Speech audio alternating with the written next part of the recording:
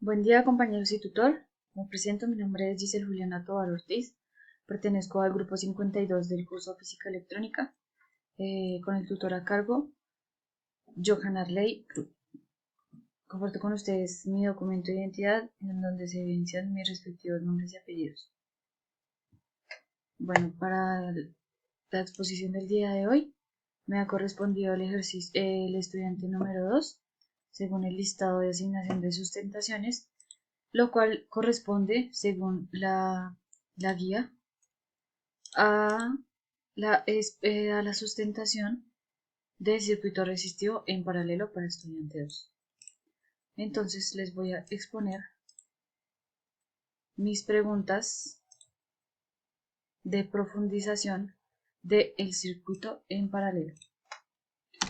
Bueno, entonces, para empezar, un circuito en paralelo es aquel en el que su voltaje es el mismo en todas las resistencias. Así como lo vemos aquí en esta captura de pantalla que hemos tomado en anterior simulación, en donde podemos ver que los voltajes son los mismos, ¿sí? Nuestra fuente es de 9 voltios, por ende, al medir el voltaje en cada una de las resistencias, evidenciamos que es igual de 9 voltios. Ahora, otra particularidad de un circuito en paralelo es que al medir corriente, como estamos viendo aquí en este caso, 590, al medir las corrientes debemos desconectar una de las patas de la resistencia y medirlas en serie, ¿sí? Así como estamos viendo en nuestra simulación en Tinkercad. Bueno, ahora voy a dar respuesta a las preguntas de profundización para el circuito en paralelo. La primera nos dice, ¿qué sucede si R1 es mucho menor, al menos 10 veces, que R2 y R3?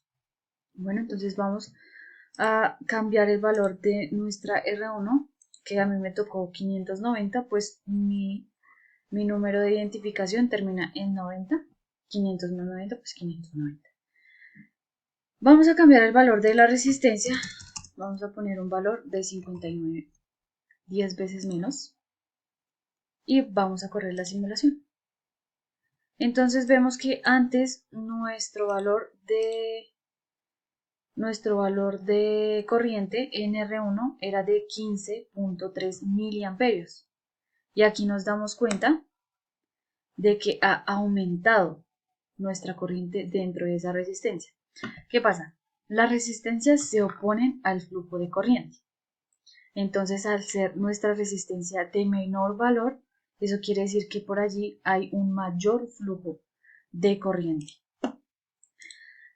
Vemos también que para R1 y R3, si nosotros seguimos modificando el valor de nuestra resistencia, es decir, vamos a poner un valor de 10, el valor de las demás corrientes en R2 y R3 es el mismo, no varía.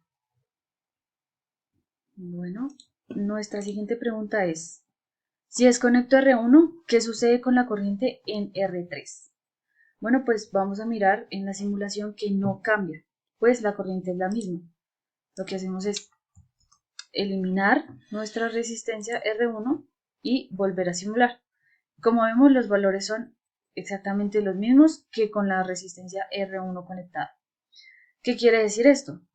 Que la variable de la corriente es independiente a las demás resistencias.